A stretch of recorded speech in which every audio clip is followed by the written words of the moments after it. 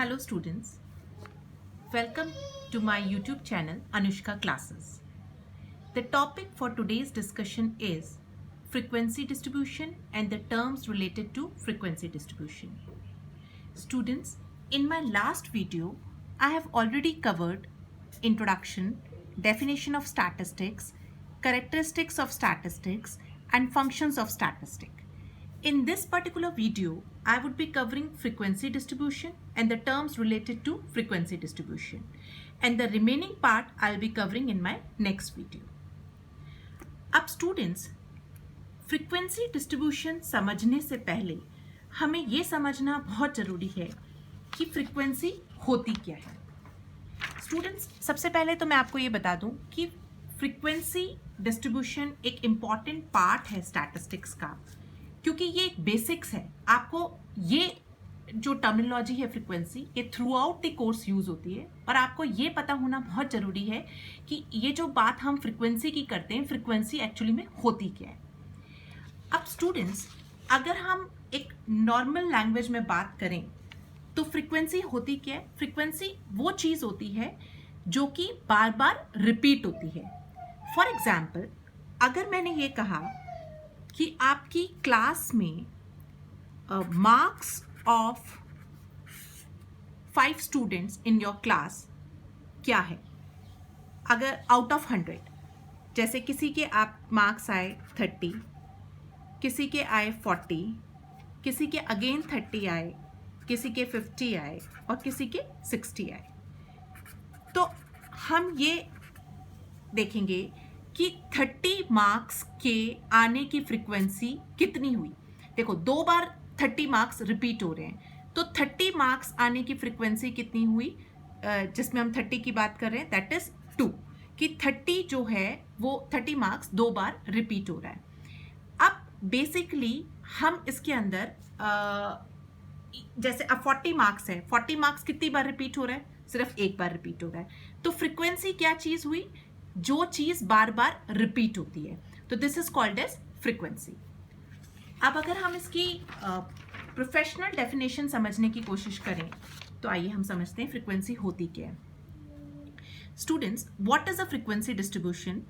When the values of variables is defined in successive classes and the number of observations corresponding to each class is treated as frequency of each class, the resulting distribution of classes and frequency is termed as frequency distribution. देखिए, एक example से मैं आपको समझाने की कोशिश करती हूँ। In a group of 10 persons with their ages varying from 25 to 44 years, a frequency distribution may be formed as follows. एक कॉलम में एज कैटेगरी दे रखी है और दूसरे कॉलम में कॉरस्पॉन्डिंग नंबर ऑफ पर्सन्स दे रखे हैं। अब देखिए, 25 टू 29 ईयर्स की जिनका 25 से 29 ईयर्स की एज है, जो रेंज है, इस रेंज में कितने लोग फॉल कर रहे हैं? 2 लोग फॉल कर रहे हैं। 30 से 34 ईयर्स जिनकी एज है, उसमें कितने लोग फॉल कर रहे हैं? 3 पर्सन्स फॉल कर रहे हैं। 35 से 39 ईयर्स जिनकी एज है, उसमें कितने पर्सन्स फॉल कर रहे हैं? 3 पर्सन्स फॉल कर रहे हैं। 40 से 44 ईयर्स जिनकी एज है, उसमें कितने पर्सन्स फॉल कर रहे हैं? 2 पर्सन्स फॉल कर रहे हैं। और टोटल हमारे कितने लोग हैं जो 25 से 44 ईयर्स की रेंज में फॉल कर रहे हैं? वो हो रहे हैं 3 + 3 6 + 2 8 + 2 10। So there are basically 10 persons जिनकी एज 25 से 44 ईयर्स के बीच में है। तो this is called as frequency distribution. Now we will study the various terms related to frequency distribution. अब स्टूडेंट्स, फ्रीक्वेंसी डिस्ट्रीब्यूशन जो टर्मिनोलॉजी है, इसमें हम बहुत सारी टर्म्स हैं जिनको यूज़ करेंगे और उन सारी टर्म्स के बारे में आपको पता होना बहुत ज़रूरी है। सबसे पहला first term is variable. Variable क्या होता है? देखो, वेरिएबल वो चीज़ होती है, anything which can be measured is called as variable. Variables are of 2 types. One is called as continuous variable and the other one is called as discontinuous variable. Continuous variable कौन से variables होते हैं? Quantities which can take any numerical value within a certain range are called as continuous variable. For example, height of workers in a factory. देखिए बच्चों देखिए, continuous variable जो हैं, जैसे मैंने कहा हाइट। अब अगर हम क्लास में किसी बच्चों की हाइट का एग्जाम्पल लें, तो किसी बच्चे की हाइट 170 सेंटीमीटर होगी, किसी की 170.5 होगी। तो जो वेरिएबल इंटीजर और डेसिमल दोनों वैल्यूज ले उन्हें हम कहते हैं कंटिन्यूस वेरिएबल। ऐसे ही हम एक अनदर एग्जांपल ले सकते हैं, वेट। किसी स्टूडेंट का वेट 50 kg हो सकता है, किसी का 50.5 kg हो सकता है, किसी का 60 kg वेट हो सकता है। तो इंटीजर और डेसिमल जो भी दोनों वैल्यूज लें वो वेरिएबल क्या होते हैं, कंटिन्यूस वेरिएबल होते हैं। Now the next part is discontinuous variable. Quantities which can take only discrete values are called as discontinuous variable. For example, number of petals in a flower or number of rooms in a house. देखिए बच्चों, discontinuous variable कौन से variables हुए, जो हमेशा integer values लें, जैसे number of telephonic calls receive by operator in a day. वो हमेशा ये कहेगा कि मैंने आज पूरे दिन में 50 कॉल्स अटेंड करी या 60 कॉल्स अटेंड करी। वो कभी भी ये नहीं कहेगा कि मैंने 50.5 कॉल्स अटेंड करी या 60.5 कॉल्स अटेंड करी।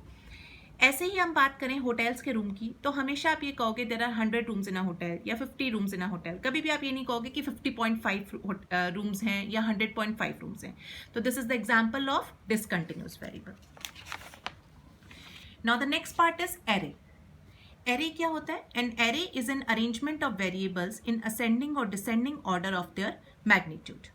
For example, if the marks of 5 students in the subject of accountancy are 25, 49, 30, 42 and 45, और आपसे कहा जाए कि आपको इसमें एरे ऑफ असेंडिंग ऑर्डर बनाना है, तो असेंडिंग ऑर्डर क्या होता है? छोटे से बड़ा। तो देखिए बच्चों, अब छोटे से बड़ा 25, सबसे छोटा नंबर कौन सा हुआ इसमें? 25। फिर उससे नेक्स्ट बड़ा नंबर कौन सा हुआ? 30। फिर कौन सा हुआ? 42। फिर 45 एंड देन 49। तो ये एरे ऑफ असेंडिंग ऑर्डर्स बना आपका।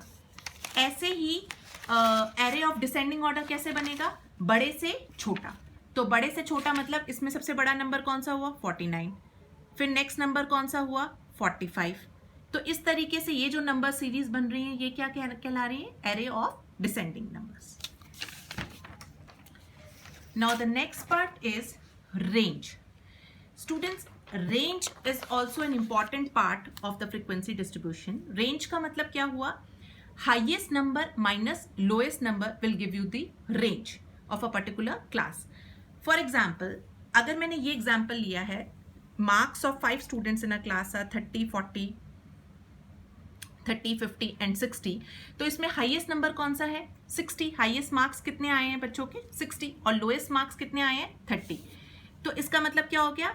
60 minus 30 is equal to 30 will give you the range. Now the next part is class frequency. Class frequency का मतलब क्या हुआ? Number of observations falling against a class is termed as frequency of that class. मतलब जैसे मैंने कहा, आपको example दिया कि 25 से 30 इयर्स की 25 से 30 इयर्स की एज के अंदर एज में 5 लोग फॉल कर रहे हैं, और 30 से 35 के बीच में 4 लोग फॉल कर रहे हैं, 35 से 40 की एज में 2 लोग फॉल कर रहे हैं। तो आपका क्लास फ्रीक्वेंसी क्या हुई? 25 to 30 के बीच में 5। This is called as number of observations जो उस क्लास के अगेंस्ट में फॉल कर रही हैं। तो this is called as class frequency. ये इस क्लास की फ्रीक्वेंसी हुई, ये इस क्लास की फ्रीक्वेंसी हुई, ये इस क्लास की फ्रीक्वेंसी हुई, और ये इस क्लास की फ्रीक्वेंसी हुई। Now the next is class intervals and class limit.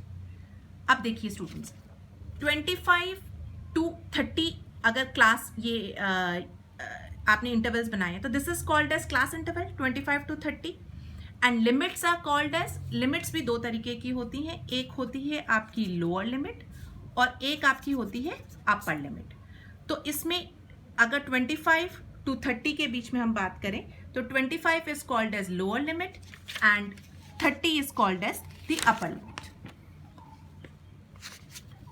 Now the next part is the size और width of a class interval.